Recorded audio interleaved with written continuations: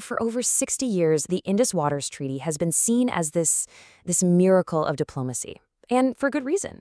It survived 3 full-scale wars between India and Pakistan, a real testament to its strength. But today, the threat isn't guns or tanks. It's a toxic mix of modern terrorism, high-stakes legal battles, and an enemy that neither side can negotiate with, our rapidly changing climate. So how did a symbol of cooperation turn into a flashpoint for conflict? Let's break it down. And that really is the core question here. Why is a treaty that was rock solid during wartime now starting to crack under the pressures of the 21st century? The answer shows us a really dangerous shift, away from simple technical water management and towards some very risky geopolitical brinkmanship. So this whole conflict has landed at the Permanent Court of Arbitration in The Hague. On one side, you have India. They're arguing that after a deadly terrorist attack, they have the right to put the treaty in abeyance. Think of it as a temporary suspension.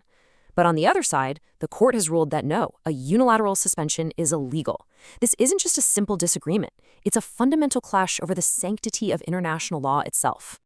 This legal battle is really the first major crack we're seeing in the treaty's foundation. So let's do just that. Let's put this treaty on trial and really dig into the arguments that could reshape the future of how countries share water everywhere. Okay, so the court's entire case really comes down to this one core principle, pacta sunt servanda. It's Latin, and it means treaties must be honored.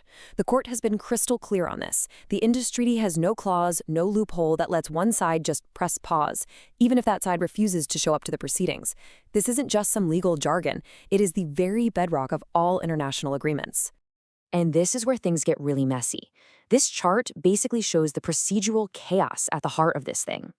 India says, look, the treaty says we should use a neutral expert to sort out the technical details of our dams.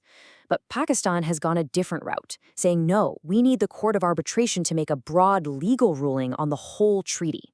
So now you've got both sides pursuing different legal tracks at the same time, creating this jurisdictional logjam that the treaty was just never built to handle. The legal fight has now zoomed in on a really specific and, frankly, a very critical piece of evidence. They're called the pondage logbooks.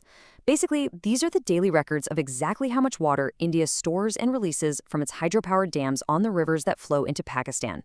Now, Pakistan claims these logbooks are the smoking gun, that they could prove India is manipulating the river flows, essentially weaponizing the water. By refusing to share them, India is making a huge legal gamble. The court has warned them, saying that without evidence to prove otherwise, it might just have to assume Pakistan's claims are true. In this kind of high-stakes legal game, silence can be interpreted as an admission of guilt. But this whole legal firestorm, it didn't just start in a courtroom. It actually started with an act of violence that pushed diplomacy right past its breaking point. And that brings us to the 2025 flashpoint. So on April 22nd, 2025, a terror attack in Kashmir kills 25 Indian nationals. The reaction was swift. Just 2 days later, India announces it's putting the treaty on hold. And then things just escalate fast. Borders close, travel gets suspended, and Pakistan issues this incredibly serious warning.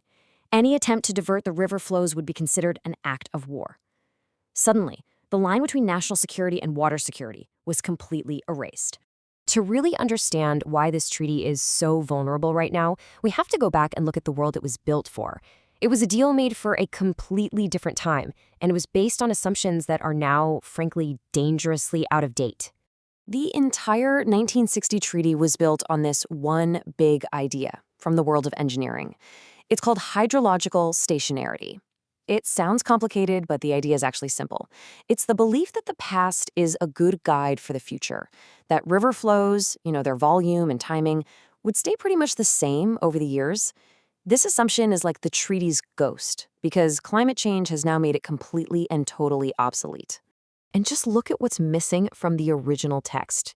There is zero mention of climate change, nothing about glacial melts, or the health of the river ecosystem. It treats water like it's this static thing you can just divide up, not as a dynamic, living system that you have to manage. It was a treaty designed for a stable world, and now it's trying to survive in an era of extreme volatility. And that brings us to the biggest player in this whole crisis, one that doesn't care about borders or treaties. I'm talking about the melting of the Himalayan glaciers, what scientists call the planet's third pole. The numbers here are just staggering. The Himalayan glaciers, which feed more than half of the Indus River's flow, are now melting twice as fast as they did in the 20th century.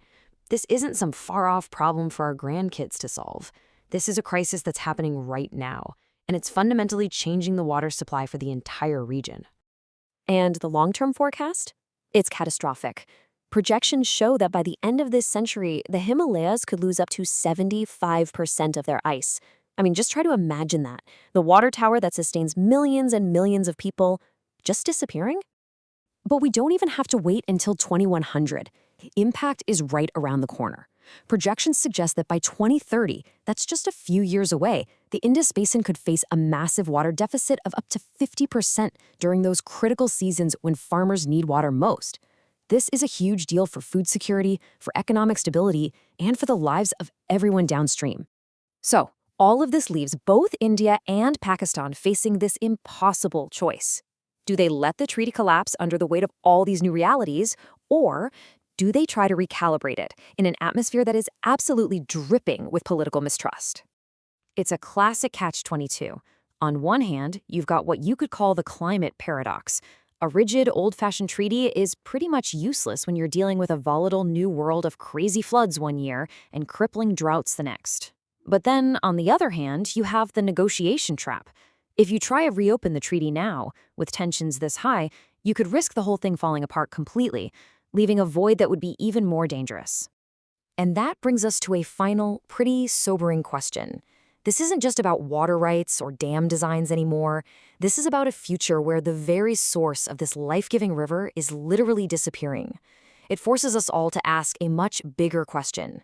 When the ice that feeds the Indus is gone, who owns the dust?